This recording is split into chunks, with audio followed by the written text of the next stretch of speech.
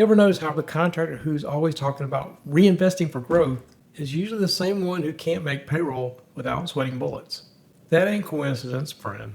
That's a construction myth dressed as business wisdom. Here's the hard truth. In construction, reinvesting everything is like pouring concrete on wet ground. Looks productive until the whole thing cracks and sinks. Today, we're dismantling the single most dangerous piece of advice floating around in our industry. And I'm going to show you the exact math that separates contractors who survive growth from those who go broke trying. I'm Wade Carpenter, CPA, specializing in construction for over 35 years. And I've watched this movie play out more times than I can count. Good contractor, solid reputation, work's picking up, and suddenly they decide it's time to grow. New crew, bigger equipment, expanded footprint, all fueled by the myth that every spare dollar should get plowed right back into the business. And within 18 months, they're borrowing money to make payroll. The owner hasn't paid himself in 3 months, and nobody can figure out what happened.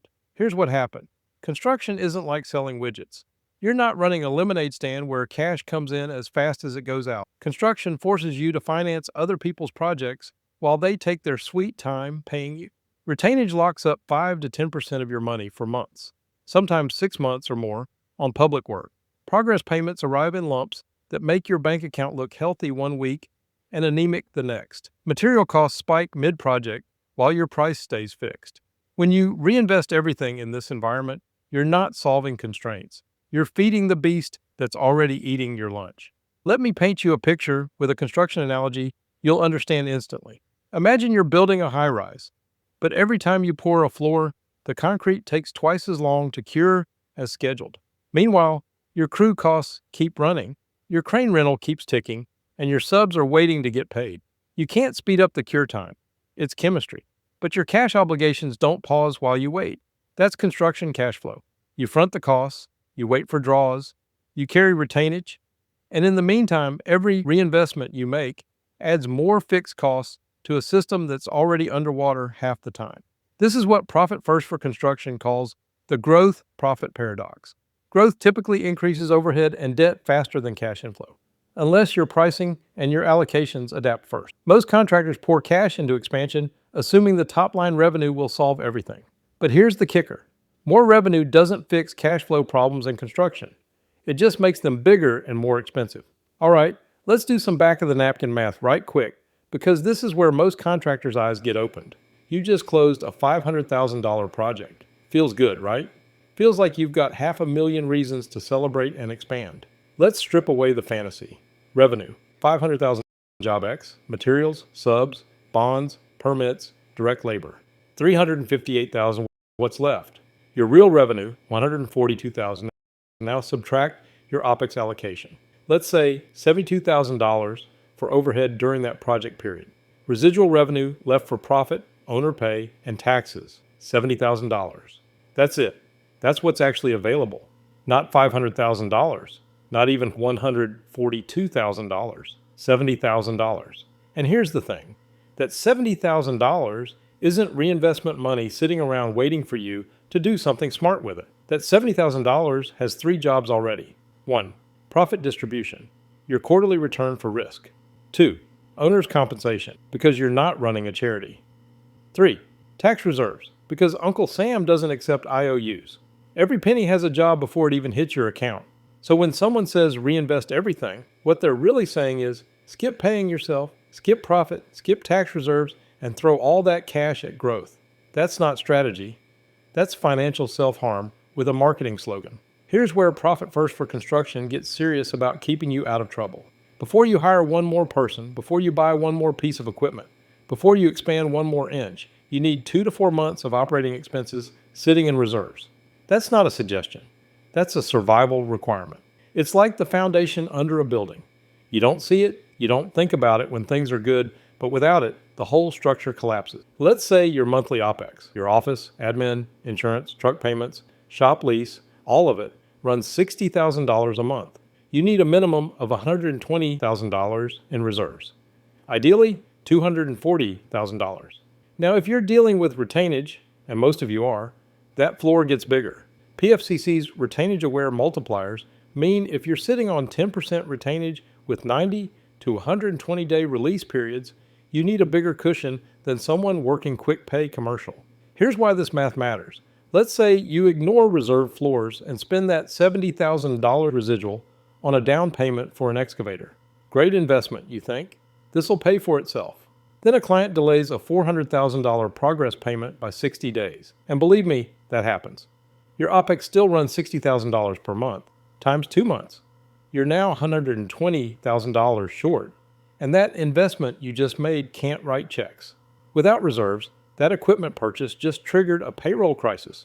And guess who doesn't get paid when payroll's in trouble? You, the owner. Again, reserve floors prevent growth stage insolvency. They're your protection against what I call reinvestment overreach, the financial equivalent of building a second story before you finish the foundation. Now, profit first for construction doesn't kill growth. We're not anti-expansion. We're pro-survival. And that means making reinvestment strategic, not suicidal. Here's the priority waterfall. This is the order you fund things every single time. Level 1, non-negotiables.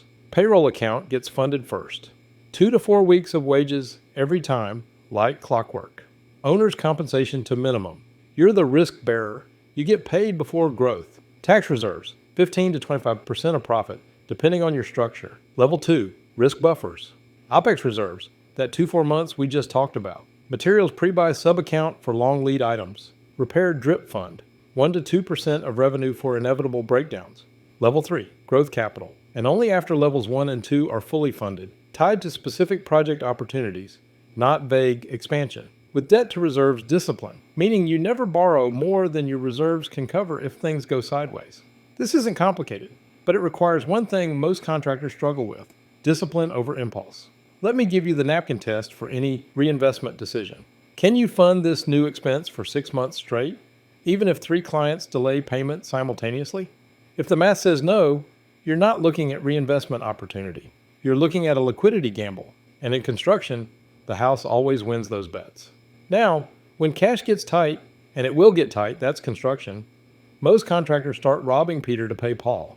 They skip their own pay, they delay profit distributions, they raid the tax account, all to keep the business going. PFCC has a specific restoration sequence for when you're in recovery mode. 1.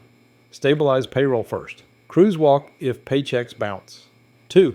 Fund owner's comp to minimum. You need that oxygen mask. 3.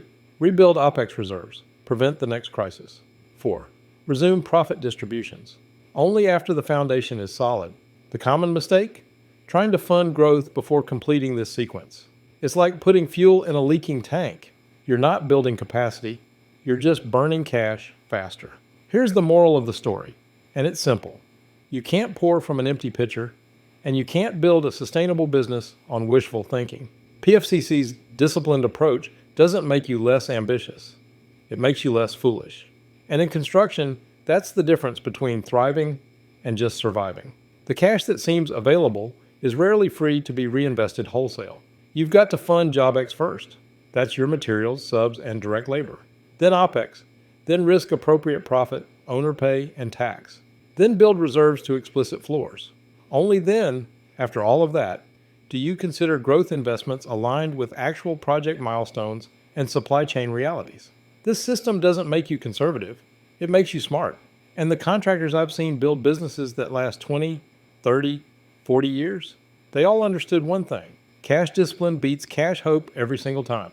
If you're ready to stop gambling with your cash flow and start treating your business like the valuable asset it is, grab a copy of Profit First for Commercial Construction on Amazon.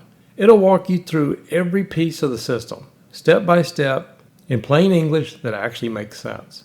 And if you want help implementing this in your specific situation, whether you're doing $200,000 a year or $20 million, head over to profitfirstconstruction.com and book a consultation with our team. We specialize in helping contractors just like you turn chaos into clarity.